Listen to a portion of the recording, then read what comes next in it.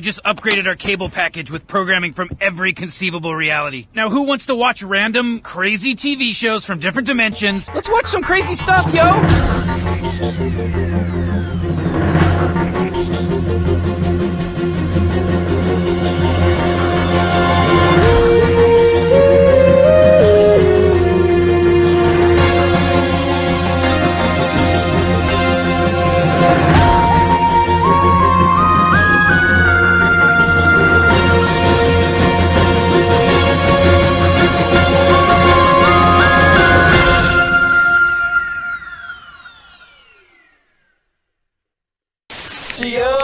That's it for later.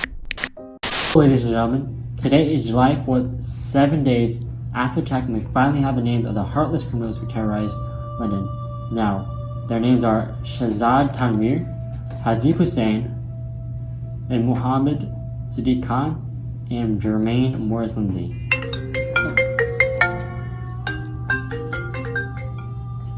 Hello? Okay. Alright, thank you. Appreciate it. Ladies and gentlemen, we just got another report of 4 other explosive devices that were found but never detonated. Now, we got very lucky. Law enforcement were able to find these explosive devices before they were detonated. And, ladies and gentlemen, please pray for London at this sad time.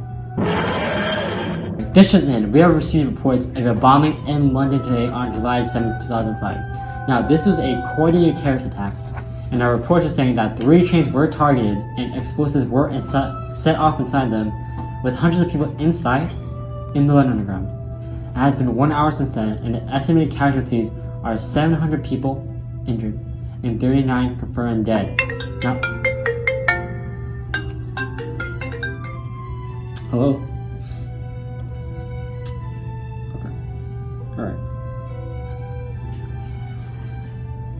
Alright, so sorry ladies and gentlemen, but there seems to have been another explosion on a bus in Tavistock Square with a crowded bus. Now this is a very sad day for London. If we have any new updates, we will report back to you immediately. On November 13, 2015, there were a series of terrorist attacks throughout Paris, France. Today is the 4-year anniversary of these attacks, so we would like to recall the events of this Friday night. 3 groups of men coordinated 6 different attacks, 2 suicide bombings and 4 shootings at 4 separate locations. The most deadly attack occurred at the Bataclan Theater. When the American rock band Eagles of Death Metal was performing, 3 armed gunmen pulled up to the venue and opened fire on the crowd. 90 people were killed in this attack alone. Altogether, these attacks killed 130 people and wounded 413. The terrorist group known as ISIS took responsibility for these attacks, saying that the attacks were in response to French airstrikes on ISIS targets in Syria. These attacks were the deadliest in France since World War II and the second deadliest in the European Union since the 2004 Madrid train bombings. Thank you for watching, and please take a moment out of your day to remember the attacks. Oh my goodness. Oh, this is Sal reporting from Aptv in our studio closet. Someone just got Me Too'd here, and now things are going crazy. People are protesting everywhere. I mean, I'm just trying to survive. You know what all this protesting reminds me of? Those anti-communist revolutions. Yeah, all across from Eastern Europe, from the late 80s to early 90s, which brought about the end of communism. The first country to do this was Poland, and then it spread out to other countries such as Hungary, East Germany, Bulgaria, Czechoslovakia, and Romania. They all soon followed suit. China was also involved, but their protest failed to bring any charges. However, their protest also brought in a really famous iconic photo, you know, Tank Man. Maybe they'll find me. These protests were really peaceful, and they were aimed to eradicate the one-party rule and bring forth change across Eastern Europe. However, Romania did so violently. We don't like Romania. Man, it feels like Romania out there. Anyway, a partially free election was held in Poland, which peacefully ended communism there. Hungary, after destabilized the Iron Curtain, which is basically the border between communism and capitalism in Europe. And this paved the way for the fall of the Berlin Wall, which also paved the way for the collapse of communism. Huh? Seems like TV from other dimensions has a somewhat looser feel to it. Yeah, it's got an almost improvisational tone. The revolution of which I'm about to speak took place in a hellhole, much like this basement I'm sitting in, also known as Romania. Now, the Romanian Revolution lasted a total of 9 days, starting in the small western town of, oh hell, it sounds like tiramisu. And in this 9 days, it traveled down from there, all the way down to the capital city of Bucharest, where the General Secretary, Nicolae Ceausescu, and his wife were given a mock trial and executed. Good revolution. It didn't quite have the zest of the Soviet Revolution, though. But nice try, Romania. I thought this was a commercial. What's going on? Relax, Morty. Don't worry about it. Let's just see where this goes.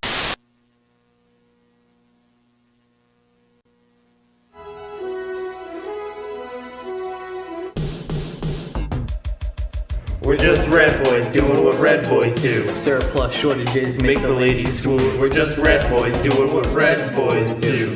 Freezing and maxing Without any food, we're just red boys doing what red boys do. Catch me on the streets at 2:15. I'm Yuri. I'm Constantine. And I'm Mikhail. Here's a one-way ticket to the red boy zone. What's up? I'm Yuri, and I'm 70. Slaying all these people with my policies. They've got a couple of hobbies, besides being a commie, like using the KGB to make them run for their moms. I drink lots of vodka and hang out at the mall. I suppress the Ukraine before it could fall. All I need in life is a government of rock. Now I'm gonna pass it to my #1 baton. Hey yo, I'm Constantine and I'm 73. Months I've been in office, about 13. The public, the media, they're on our side. With our administration, we got nothing to hide. TV and movies, they're made for us. This total control is a major plus. We're just red boys doing what red boys do. The living hell is up with the price of this brew. We're just red boys doing what red boys do. The economy is dying, what the hell did we do? We're just red boys doing what red boys do. You're just chilling here, your country is burning in front of you. I'm Yuri. I'm Constantine. And I'm Mikhail. Here's a one-way ticket to overthrow Gorbachev. Wait, what? Red boys rule the world. Red boys get the girls. Red boys call the shots. You know, the coup failed. Wait, what? Red boys print the bills. Red boys inflate our thrills. Red boys kill the bank. You know, you got communism dissolving. There's gonna be a democracy. Commies left the stage. Yeltsin killed the rage. Commies have been snubbed. My dad said the new guys ended the Cold War. Putin lifts the weights. Putin goes on dates. Putin runs the town. Come on, guys, let's not send the academy down the toilet. Well, I was actually going to ask you about that. See, you've got piano playing and horse riding to do.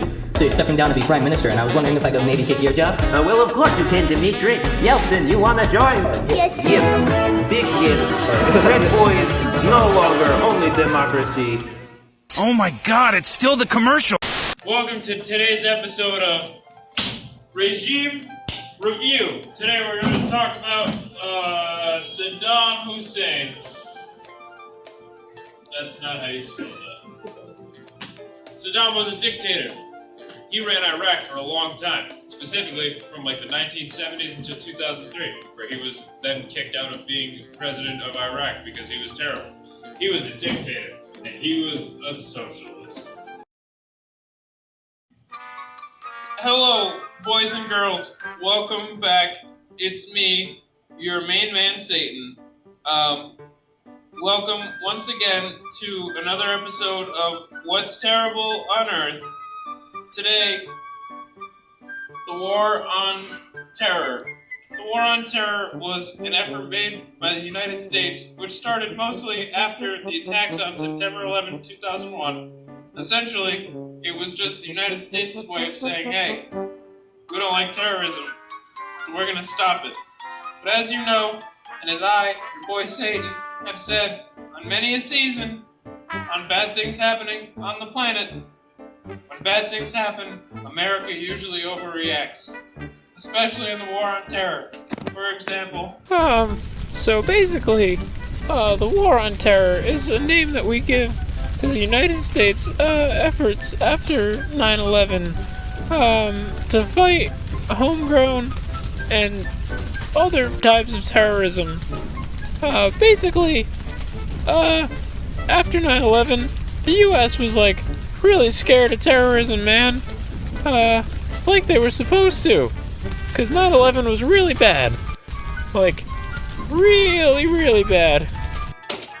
Wow, that was a pretty terrible thing. But look at this one. The beginnings of these efforts were put in place by George W. Bush. And after him, I mean, actually, to be honest, it's still going on. Not a single president yet has really tried to fight back on stopping the war on terror. They just kind of keep going with it. Going into different countries that we think terrorists are from and just hoping that they're from there. And if they're not, well, we've kind of done that before too. Oh jeez. And if you didn't think it could get any worse, trust me, it's about to. And I'm Satan. The main efforts of the war on terror were invading other countries that we thought terrorists were from, or that we knew they were from, and establishing a military presence, increasing security at all points that the Homeland Security Department deemed necessary. They were a new one too. Oh jeez, this is a lot. There's still a lot of corruption going on with it. I'm Satan, and I'm a little uncomfortable with it, to be honest. And, you know, the security heightenings included, you know, the TSA, all the annoying stuff everyone hates about airports, and all that jazz.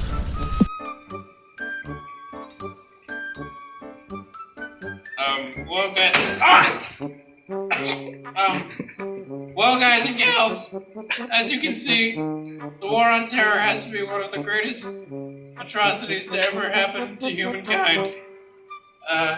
Next week, we're gonna do Holocaust Part 41. Was he that bad? All right, that actually got old pretty quick.